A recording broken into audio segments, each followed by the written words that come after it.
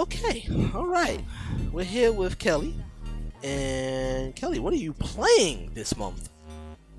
I am playing the Shining Resonance um, Savior, published by Savior. Oh, snap. Sega has been really good to us lately, I noticed. Yes, they have. Now, I'm an JRPG. amateur when it comes to JRPGs. Now, this is under the same category of JRPG, correct? This is 100%, like 1,010%. Like, this is definitely a JRPG. 100%. So, is this a new game, a remake? What can you tell us about it?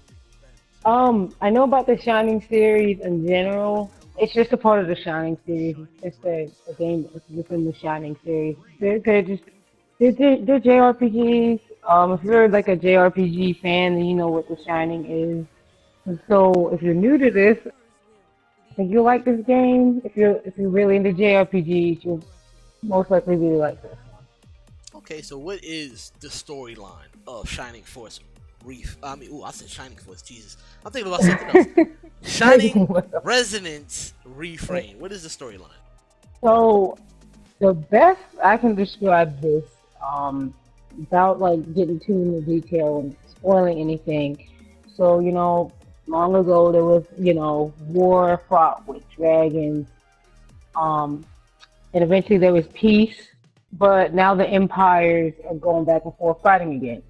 Dragons don't die. Their souls still they still exist. They never just disappear. And dragons, they're like reborn into other people. The souls just go into other people. And so the main character to play Yuma, which is the best way to describe Yuma is you ever know that person that like you're like, hey, let's go out, and they're just like, no, I don't want to. Like he does not want to do anything. Like he's just like a wimp, a sissy, pretty much. Sounds And like he's an got this. introvert. He's an Sounds like introvert, super sissy man, and he's got the most powerful dragon inside of him. And so, there are these people called Dragoneers. These are your party members, all except for one, and they play these instruments, these weapons called harmonics, where they can resonate with the dragon's soul and become more powerful.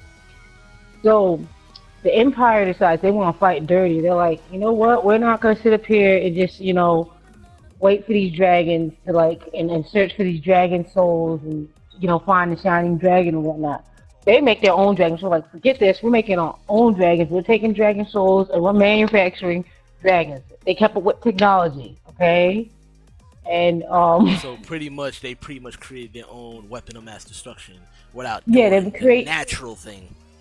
yeah, they're not doing the natural thing like I'm on the dictionary.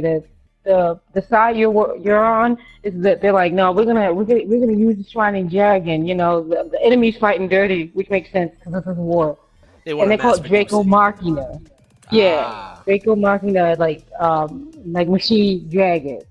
Oh, that But sounds heartless. that was heartless. In the beginning of the game, they were actually experimenting on Yuma, but they didn't know he was the Shining Dragon. So now that they know that he's a Shining Dragon, they're like, we gotta get him back. So they're trying to get Yuma so they can win the war. And so Because he's like basically, a super soldier to them. he's a super dragon. The best way to describe him in Perfect Dark, he's a super dragon, He's the pretty one. much. Yeah, he's the one, and just like this stuff isn't like too part of the story, like too deep into the main story element. But we got like there's a dragon slayer running around. It's just there's all these people like trying to get him, and it's just crazy. So you're telling me not only is they trying to create and make their own dragons in this big ass war, but there's also a dragon slayer out there trying to eliminate them? Yeah, he's like the dragons are the reason for the war and all that, and he's like he's gonna slay all the dragons. I mean, but he's missing the point because they're gonna just be reborn anyway into somebody else. That He's sounds not gonna about right studied to in me. school. Like, That sounds about right to so me. Okay. yeah, here we go. Dragon souls. They are the crystallized souls of dragons who sustain injuries and depleted their powers. Due to their being uniqueness, they are worn as jewelry. Like they never go away. And So pretty much you're yep. wasting your time trying to kill them because they're just gonna keep on coming back. Yes. pretty much, and that's where the story's at. Okay then, so we're gonna move on then because I don't want to go too much deep into the story because it sounds already interesting as is. What can you tell us about the gameplay? What are we expecting? Is this turn-based or is this action? What's going on? It's action, completely action. And one of the things I noticed, which is I actually was worried about at first, was your AI just being stupid and not doing what they tell you want them to do. But they're actually pretty solid. Like tell them to heal, they heal, even when it act on their own. Because you can change the dynamic, because you can change the way they battle if you want them to battle. And they actually listened to it, which I was like really pleasantly surprised. Like it's not a clusterfuck in a sense. It's pretty clean. The action is pretty intense. You know, it's you're hack and slashing. You got these moves called forces that you can use, which is like your magic moves, or your more powerful moves that take magic points. Now, how intuitive is it for anybody to just jump in to play it? Will it be difficult for a new player? I mean, a monkey can do it. It's not too difficult. It only gets difficult when you're fighting. Like you run into monsters that are way over level than you, and it's kind of like test my gangster, and I just run up there and try to fight him anyway. So you get a lot of MP off of it, and it's just when your characters start to die and stuff, you just have to sometimes like you can pause and switch. Like sometimes I'll switch to my healer when I don't think she's keeping up, like that kind of thing. So other than that, it's not too bad. It does get a little crazy. Each character has their own specifics, right? Yes. So remember the thing I was saying about Dragoneers? It's the interesting part. So they're pretty much playing instruments. Like there's a guy right here. This guy plays guitar, and he's just literally playing the guitar, and when he does his magic moves and stuff. When you do most of the moves, you can like mash the button to make it go a little faster. Because they're playing this game is like a hit in K-pop. Yeah. Okay. So there's this thing called the band. You have a band. So far, I have one song. But basically, you center the character. Like you have to align them like a certain way to get certain things. Like for example, I have Yuma in the front. So when I use this band, they play a song, and the music changes in the battle. It increases the magic and attack. But like if I put what's his name? If I put somebody else in front, it changes something. Yeah. If I put Recon in front, that she just increases the critical rate, which I should do. Now that I'm looking at that. Yeah. So yeah, it's got a K-pop element pretty much, because the whole theme is them playing instruments to resonate with the dragons and get stronger to fight the war. Yeah. So who is your favorite character so far right now? Well, okay, so let me tell you, if you're looking through like something like deep, like Final Fantasy 12, like this isn't it. This is like standard JRPG, like to the point I've been playing them for years. You can look at a character and know how they're gonna act. Like, yes, it's standard JRPG. So for those people, I just want to warn, like, 'cause I know a lot of gamers will like pick up a JRPG and then when it's generic, they just go ham like on it, even though it's not a terrible JRPG. They'll be like, oh, it's just so dumb and anime. But I'm like, it's a JRPG. You gotta get used to this. So this is one of those. I really like Agnum, the guy with the leather coat. Yeah, the designs are kind of all over the place in this, to be honest.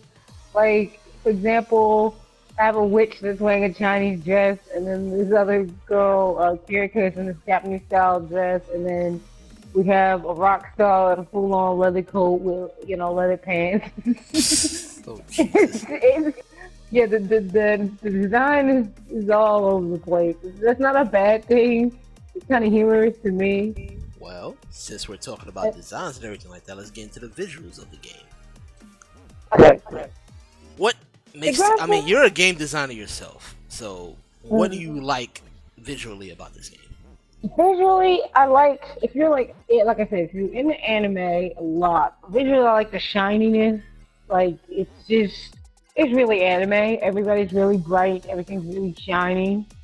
The environment, some of them are pretty cool, but they're not something that's like so unique. Like I'm like, oh wow, like this is really, like pretty kind of standard JRPG. Like you got your beach, you got your desert, you got your snow place. Nothing too like special or crazy. Does it live up to the power of a PS4 though? You said, does it what? Does it The live power up? of the PS4? Like, does it live like the graphic wise? Does it live up to the abilities of a PS4 game? Yeah, I mean they're all right. They're not terrible, but they're not super.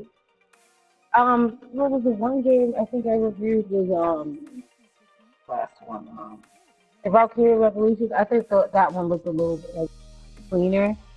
So they're all right. That's the best. It's not terrible though. It's not like really bad. Any hiccups in the combat system, like glitches or anything like that? Did it feel but, smooth? before we do that, okay, one thing I really don't like about this soundtrack is, I'm sorry, it's not good. Are you telling me with all the music that's going on in this game, the music is not good?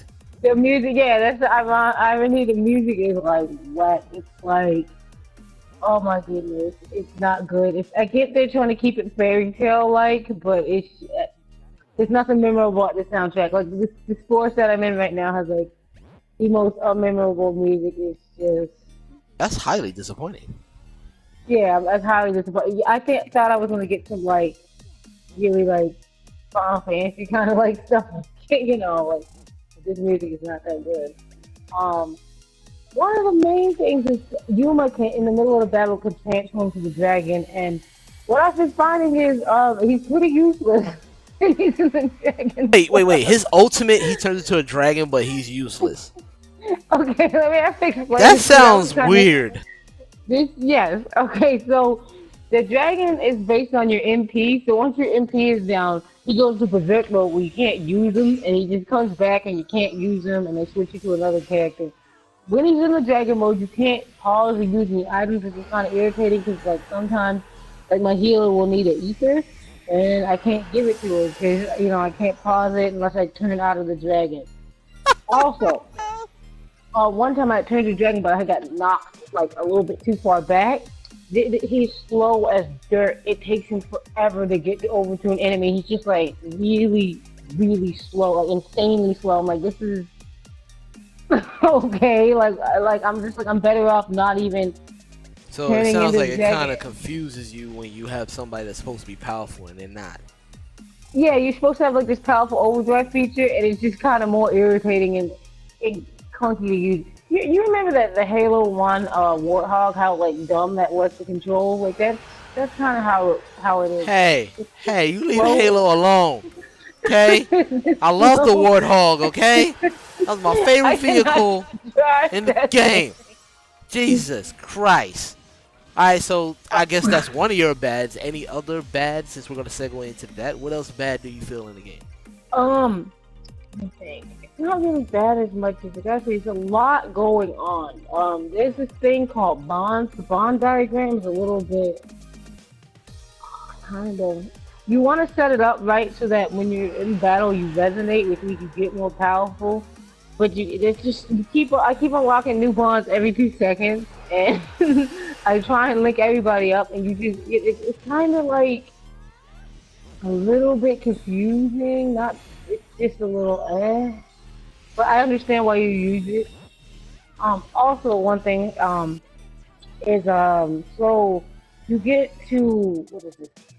I guess I don't know what to say. So you get to pretty much pick your waifu, but if you don't like waifus, you can get your bromance on with these dudes. And, so wait, there's a dating simulation in it as well? Yeah, it's a lot, and it's a lot going on. So basically, at night, like I'm about to do it right now. I think I know who I want to date. You go camping, and based on how you resonate in the battle, this is also why you have to set your bombs up a certain way. If you resonate really well with them in battle, then you can let's do this thing called invite. Where you talk to them before you rest. So then you get a special cutscene.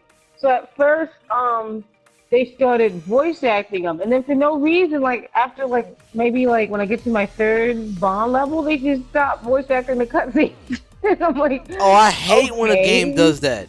I hate that. I was like, okay, I was into this whole Bond thing. I was like, hey, this is pretty cool. You get, some backstory on the characters and stuff. So Yeah, it sounds like it's one of those situations where they bond. The more stronger they bond, the powerful they are, right? yeah, and like if you talk to them in the village, sometimes like the more your bond goes up, they'll ask you a question, and if you answer right, then you kind of yeah. But So I did you just didn't bro up appreciate. anybody? Yeah, so for me and Agnem were growing up.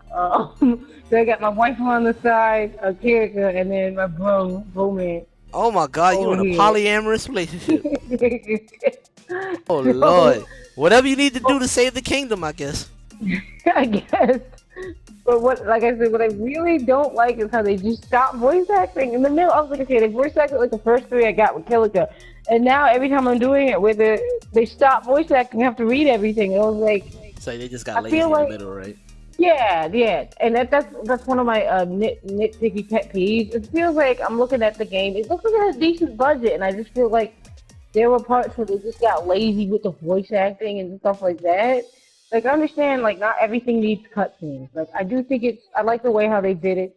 Kind of like Fire Emblem, where it has a model talking and the words on the bottle. But with that being said, if you're not gonna put that many cutscenes in the game, like you better voice act most of it. I I don't know if you ever heard of a Compile Heart Studio. They're notorious for doing that, and it's really irritating because you have to really like all of that stuff. I don't know. You did that review of that Uwade do Mono game, right? The second one. Don't remind me. You know what I mean? Yeah. Like I hate when like I said. Yeah, Understand because it budget, had but awesome animations, and then boom, you go back to reading novel. yes, I'm like, you can't do that's that to me. essentially you can't. There we go. That's me. Like right here. Like you can't do that to me. I'm trying to bond with my character. Yeah, like I'm like, that. what's the point? Yeah, that's what they do here. It's like, what's the point? Like when, especially like again, like I said, because they didn't don't have that many cutscenes in this game, only like during like story parts. There's no reason they shouldn't have voice acted these Bond things all the way through. Like yeah, and also okay. One plus side to the game is there's a lot of quests, a lot of different ways to level up, which I really do like. You don't have to just go out and grind. They have this thing called the Gilmore, where it's a tower that you go into. It's like your level up tower, and you get to pick what kind of enemies you want to like level up off of based on items that you find like lying around. Like I set mine to like giant monsters and dodos, and there was just birds and giant monsters in there. So yeah, and All again, right. back to they should like really talk all the way through. You get to talk to the villagers and get these little like gag reel kind of like cutscene things, but they don't voice act it, and it's really irritating. Okay, so as a conclusion, what are your final thoughts about this game?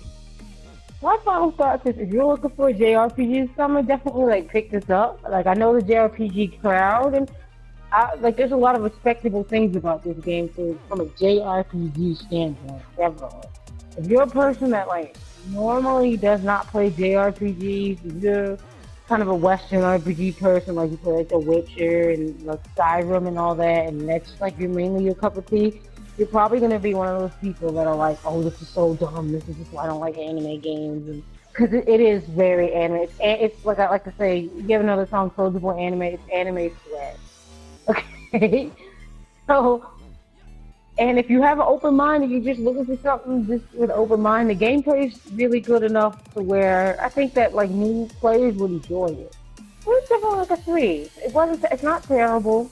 The voice acting, and another thing about the voice acting, is actually really good. They got really good voice actors. Not terrible. It's very good voice acting.